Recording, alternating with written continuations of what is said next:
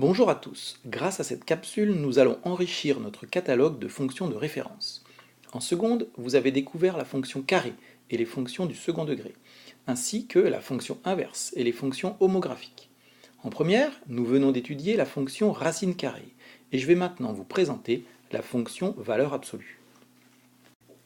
Avant d'écrire la leçon dans le cahier, je vais vous expliquer ce qu'est la valeur absolue d'un nombre sur des exemples. Voici la définition. On appelle valeur absolue d'un nombre la distance entre ce nombre et 0. Considérons alors un axe gradué. Je vous demande quelle est la distance entre le nombre moins 3 et l'origine. Cette distance vaut 3. On note alors de la manière suivante. Valeur absolue de moins 3 égale 3.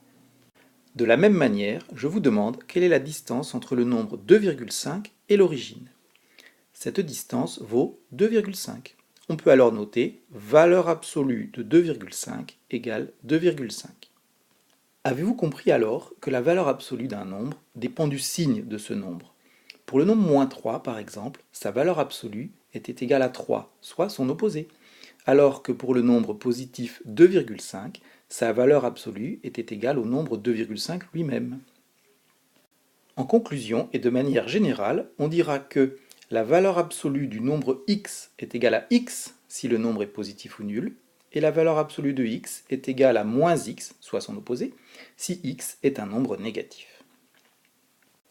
Je vous demande maintenant de noter tout cela dans votre cahier. Définition, soit x un nombre réel. On appelle valeur absolue de x, et on note valeur absolue de x, la distance entre x et 0 sur une droite graduée de repère OI. On vient de voir que cela signifie que valeur absolue de x égale x si x est un nombre positif ou nul, et valeur absolue de x égale moins x si x est un nombre négatif.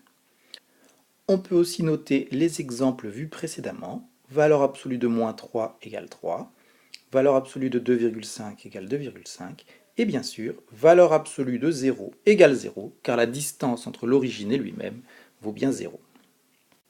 Voici maintenant deux propriétés évidentes de la valeur absolue. Pour tout nombre réel x, valeur absolue de x supérieure ou égale à 0.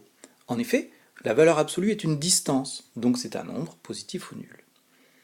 De plus, valeur absolue de x égale valeur absolue de moins x. En effet, les nombres x et moins x sont opposés, donc ils sont à la même distance de l'origine. De manière plus générale, nous allons maintenant étudier la fonction valeur absolue, c'est-à-dire la machine qui transforme un nombre en sa valeur absolue. La fonction valeur absolue est la fonction f définie sur R par f de x égale valeur absolue de x. Je vous dis que la fonction valeur absolue est strictement décroissante sur moins l'infini 0 et strictement croissante sur 0 plus l'infini. La démonstration de cette propriété est très simple. Je vous rappelle que valeur absolue de x vaut moins x si x est négatif et vaut x si x est positif. Mais alors, sur moins l'infini 0, on a f de x égale moins x, et la fonction f est une fonction affine décroissante, car le coefficient directeur est négatif. Alors que sur 0 plus l'infini, on a f de x égale x, et la fonction f est alors une fonction affine croissante, car le coefficient directeur est positif. Ceci termine la démonstration, et je vous propose de résumer ces résultats dans un tableau de variation. Voici le tableau de variation de la fonction valeur absolue que je vous demande de recopier dans votre cahier de leçons. Nous allons ensuite nous intéresser à la courbe représentative de la fonction valeur absolue. En calculant des images par la fonction valeur absolue, nous allons placer dans un repère quelques points de sa courbe représentative. Par exemple, valeur absolue de 1 égale 1, donc on place le point de coordonnées 1, 1. De même, valeur absolue de 2 égale 2, valeur absolue de 3 égale 3, etc. Plus généralement, on sait que pour tout nombre positif, valeur absolue de x égale x. Donc sur 0 plus l'infini, la courbe représentative de la fonction valeur absolue est une portion de la droite d'équation y égale x. Concernant les nombres négatifs, valeur absolue de moins 1 égale 1, valeur absolue de moins 2 égale 2, etc. Voici donc la courbe représentative de la fonction valeur absolue sur R tout entier.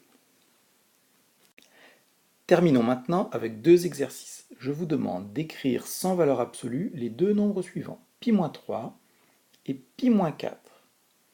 Vous pouvez mettre en pause afin de réfléchir par vous-même à cet exercice. Voici maintenant la solution. Comme pi a pour valeur approchée 3,14, on en déduit que pi est plus grand que 3. Donc pi moins 3 est un nombre positif. Ce qui signifie valeur absolue de pi moins 3 égale pi moins 3 lui-même. De la même manière, comme pi est inférieur à 4, alors pi moins 4 est un nombre négatif, et donc valeur absolue de pi moins 4 égale l'opposé de pi moins 4, soit encore moins pi plus 4. Terminons maintenant par un dernier exercice que vous allez chercher tout seul en mettant en pause quelques instants. Je vous demande d'écrire sans valeur absolue le nombre valeur absolue de x moins 3. Voici maintenant la solution. Il faut distinguer deux cas selon le signe de x-3, c'est-à-dire encore selon que x est supérieur ou inférieur à 3. En effet, si x est supérieur à 3, alors x-3 est positif, donc valeur absolue de x-3 égale x-3 lui-même. Alors que si x est inférieur à 3, alors x-3 est négatif, et donc valeur absolue de x-3 est égale à l'opposé de x-3, soit encore moins x plus 3. Ceci achève cette capsule, je prendrai le temps de répondre à vos questions lors de la prochaine séance. A bientôt!